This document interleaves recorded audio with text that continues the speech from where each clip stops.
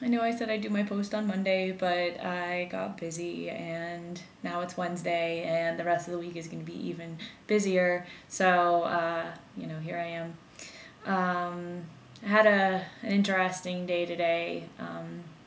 My attending, so the one who's actually in charge, is finally starting to trust me with some increased responsibilities. So today I actually called my patient's father to get some history on her because she's not exactly the best historian. She's not clear on dates and what happened exactly. So I called her father today and I talked to him for a solid hour.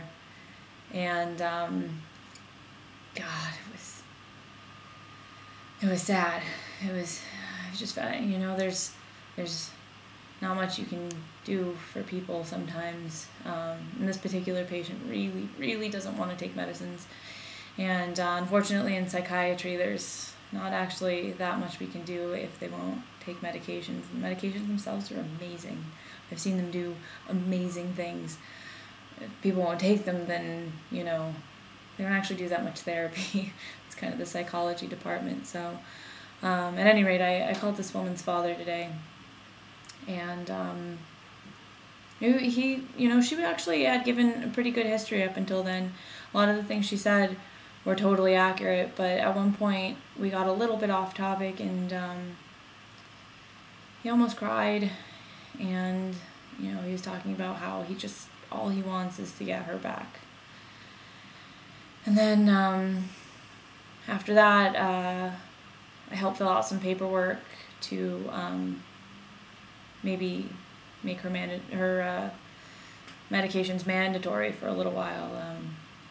Psychiatry is also interesting because there's a lot of legal issues that are tied up in it. A lot of times we're keeping people there against their will, which is unique to that particular profession. So both the attendings at the hospital actually were at hearings earlier to get various holds on people.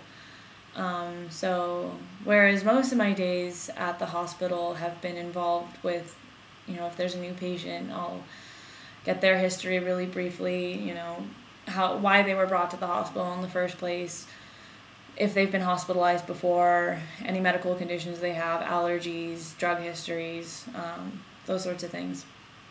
But today I called this patient's father, and it was just really, really hard. And the other thing about all the legal issues is I'm not even sure how much I'm allowed to tell him, because his daughter's an adult, and if people don't want their families to know certain things, I'm not necessarily allowed to tell them. So you have to be walking that line the whole time too. I'm not even sure if I'm allowed to tell him if we're going to make his daughter take medicines, which he'd be overjoyed about. So I have 2 more days left at this particular hospital, and then since Monday is Labor Day, I'm going to be changing to a different hospital on Tuesday, which means my time there is basically done. And it kind of sucks because, like I said, my attending's finally trusting me with these more involved things. So that's kind of sad. And it was the first time I cried at the hospital. I'll admit it. And you hear a lot of really sad stories in psych, but it's the families where it really turns tragic. And a lot of psych patients don't really seem all that bothered by their illnesses.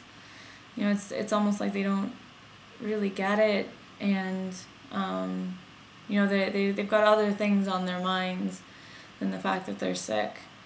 Their families, on the other hand, they're the ones who have to pay for all this treatment. They're the ones who have to think about what they could have been.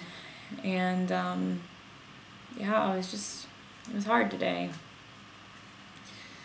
The good news is I didn't have to do any write-ups. I just had to fill out this paperwork for the legal proceeding, which will probably be happening later on this week or next week. And unfortunately I won't be able to see the products of any of this stuff.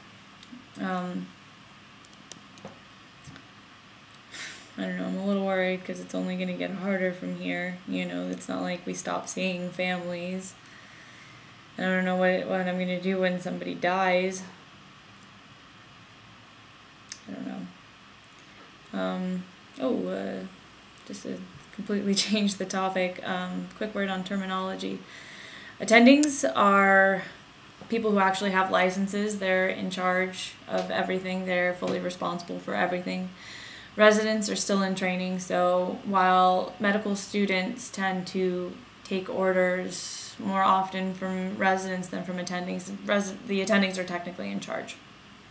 So if anybody was unclear on that, there's that whole thing. So it'll be sad to be leaving. It's kind of time though. And hopefully things go well for this particular woman. I've also talked to her a whole lot. She's a talker, and I spent probably like an hour in her room yesterday. And the thing about her is that as you're talking to her, you get the sense of this very, very intelligent woman. Graduated college, everything. She had a good job. And as you're talking to her, you just get the feeling that she's hanging on to what little she has left of reality with everything she can. You see her walking around in the halls and she's just thinking and she's trying to figure out what she's doing wrong, that it all keeps falling apart underneath her and she just doesn't get it. And as I was talking to her yesterday, she uses some of the most beautiful and effective metaphors that I've ever heard. So she was talking about social things the other day, and she was like, it's like I've been born without a sense of smell. And everybody has a sense of smell. And other people, you know, they smell different if they're happy. You know, they have this particular scent, and when they're angry, it smells different. And it's almost like I've been born without this sense. And then see, the thing about psychotic patients is that they tend to switch very quickly, and so all of a sudden she switched into the third person.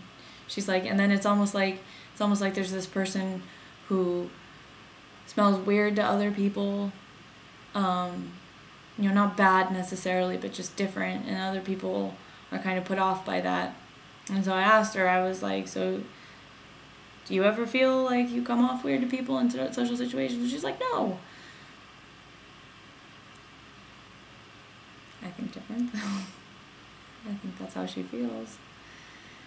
And, you know, the way she talks about her daughter and how concerned she is about what's going to happen to her daughter, and she's just worried about everything and trying to figure it out. She just can't do it. And her father said, he's like, you know, I remember her in college, and I want my brilliant girl back. I miss her. I haven't seen her. I just want her to take medications because I want her back. She's worried if she takes meds, though, that she'll lose what little she has now. So, the whole thing's just really sad. And I haven't even seen this person in the flesh. I just talked to him for a while today. So, 2 more days. Tomorrow I'm going to be in the Psych ER, tomorrow evening, so that should be interesting. So, in about 10 days, I'll do an update on how the Psych ER went and how my new hospital is. Till then, I'm hanging in there. Thanks for watching. Good night.